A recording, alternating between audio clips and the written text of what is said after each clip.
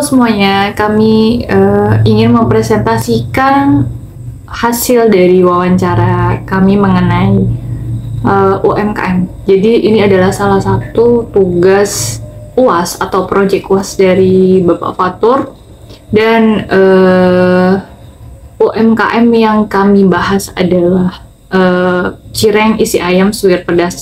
Oke, yang pertama saya akan membahas mengenai UMKM terlebih dahulu ya. Jadi seperti yang kalian ketahui, UMKM itu singkatan dari usaha mikro, kecil, dan menengah.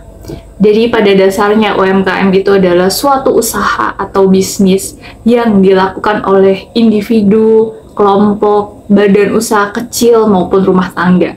Nah, keberadaan UMKM di Indonesia ini sangat-sangat diperhitungkan karena berkontribusi besar kepada pertumbuhan ekonomi. Nah, biasanya penggolongan UMKM adalah dengan dilakukannya batasan omset per tahun.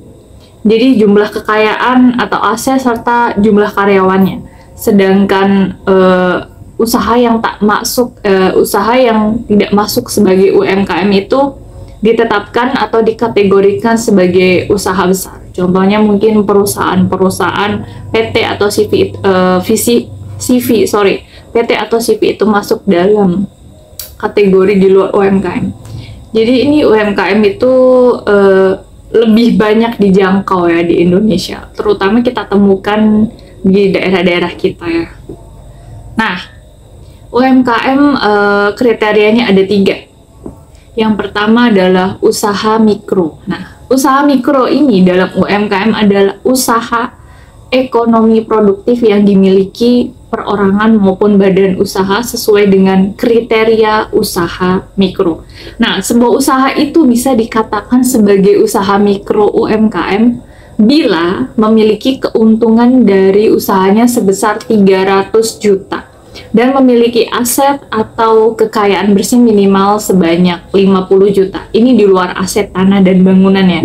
Nah, terkadang keuangan usaha mikro itu masih tercampur dengan keuangan pribadi si pemiliknya. Contohnya ya, UMKM mikro itu pedagang kecil yang kita temuin di pasar, terus usaha barbershop atau pangkas rambut, terus pedagang asong, terus dan lain sebagainya. Itu contoh-contoh usaha yang mikro ya. Nah, yang kedua, usaha kecil. Usaha kecil itu adalah suatu usaha ekonomi produktif yang independen atau berdiri sendiri lah istilahnya, baik yang dimiliki perorangan atau kelompok dan bukan sebagai badan usaha cabang dari perusahaan utama yang dikuasai dan dimiliki serta menjadi bagian baik langsung maupun tidak langsung dari usaha menengah. Nah, usaha yang masuk kriteria kecil atau usaha kecil ini adalah usaha yang memiliki kekayaan bersihnya 50 juta sampai 500 juta. Lalu penjualan per tahunnya berkisar dari angka 300 juta sampai dengan 2,5 miliar. Ini lebih di atasnya dari usaha mikro tadi ya. Nah, pengelolaan keuangan usaha kecil ini juga sudah lebih profesional ketimbang usaha mikro yang tadi saya sebutkan. Nah, contohnya itu usaha binatu, terus restoran kecil, terus bengkel motor, catering, usaha fotokopi, dan lain sebagainya. Itu adalah contoh-contoh usaha kecil.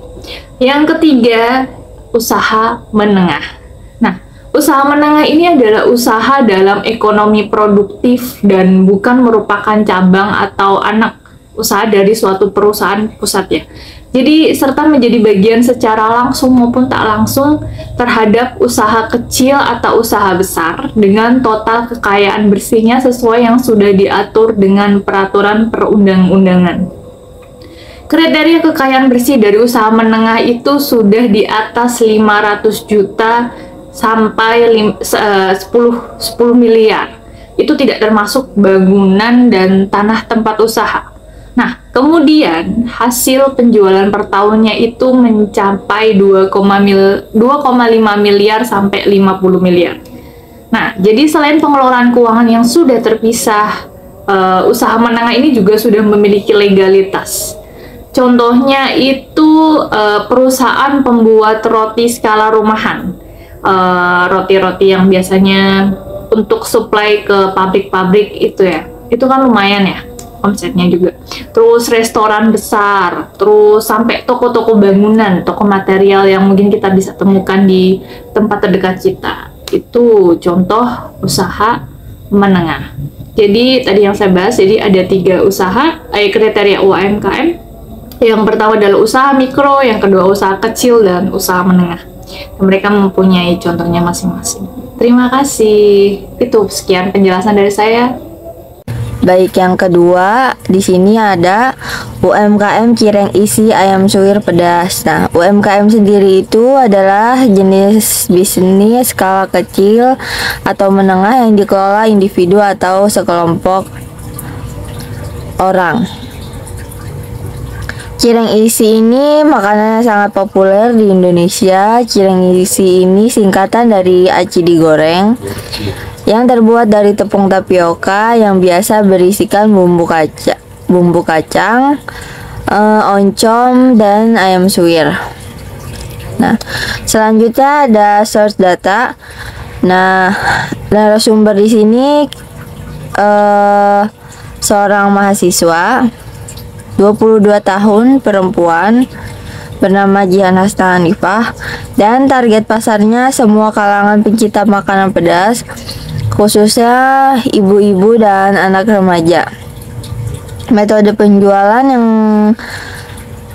teman kami gunakan yaitu penjualan dengan sistem PO dan dipasarkan secara online. Dan omset yang biasa dia terima itu dalam sehari bisa 150.000 sampai 300.000. Makasih.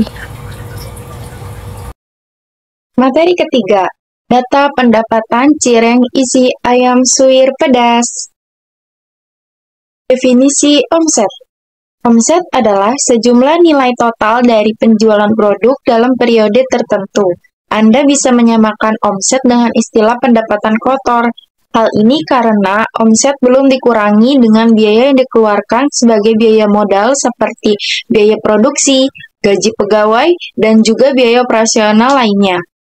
Selanjutnya, di sini terdapat data berupa tabel pendapatan atau omset per hari selama 3 pekan dari hasil penjualan cireng isi ayam suwir. Kita bisa lihat tabel berikut. Data kita lihat berdasarkan data tabel frekuensi, didapat jumlah omset yang sering didapatkan adalah 150.000 dan yang tidak sering adalah 300.000.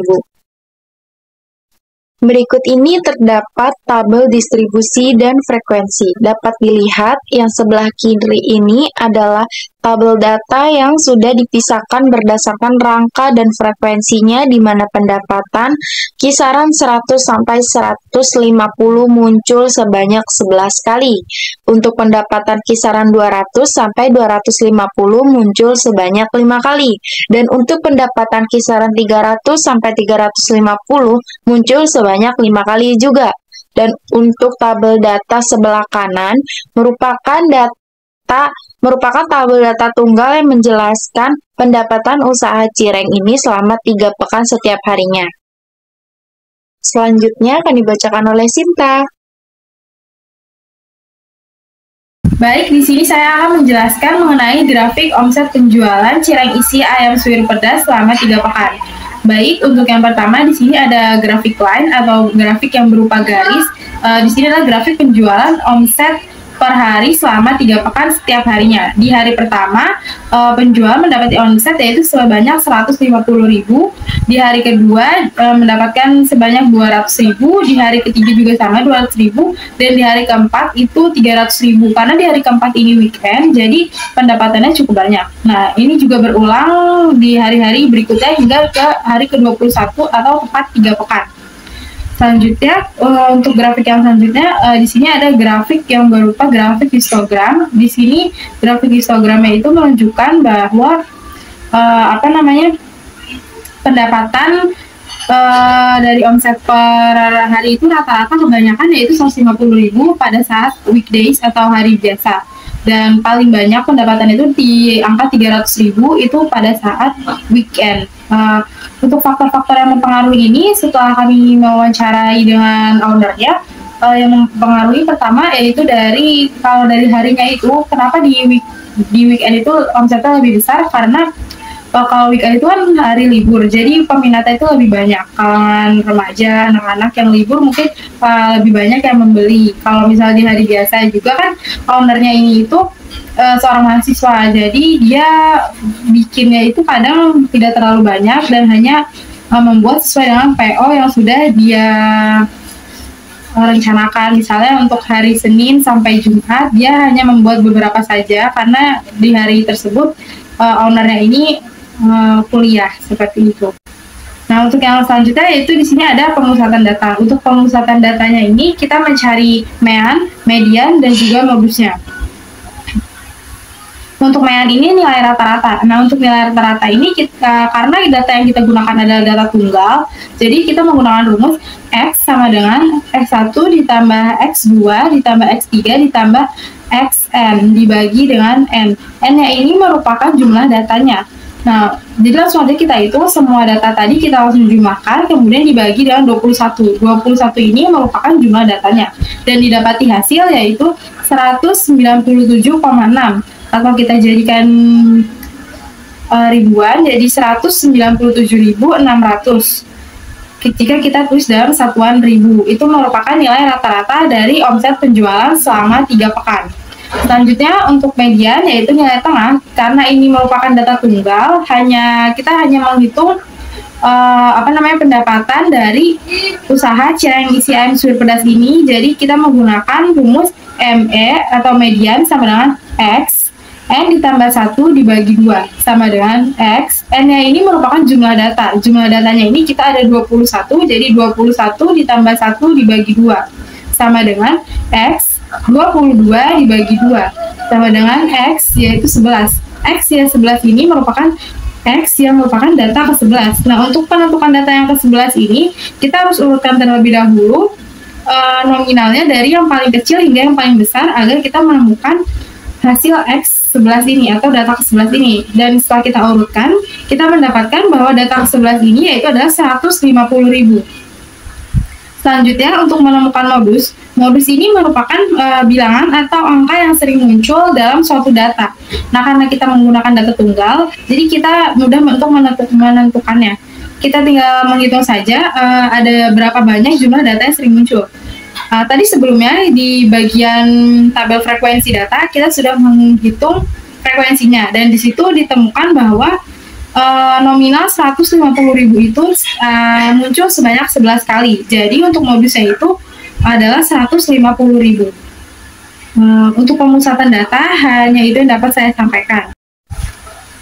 Baik, untuk kesimpulan dari analisis data kami mengenai data statistika pada usaha UMKM cireng isi ayam suwir ini didapati hasil bahwa pada saat weekdays atau hari biasa pendapatan rata-ratanya itu sebanyak 150.000 dan pada saat hari weekend itu kebanyakan pendapatannya di atas yaitu 2 kali lipat sebanyak 300.000, di mana faktor-faktor yang mempengaruhi pendapatan ini pertama yaitu dari harga bahan baku, yang kedua yaitu adalah waktunya sendiri, di mana saat weekdays dan weekend itu berbeda. Kalangan pembeli lebih sering membeli saat weekend dibanding saat weekdays, karena saat weekend itu mereka pada libur, jadi mereka tuh pada mungkin memiliki waktu untuk mengambil pesanan, karena ini sistem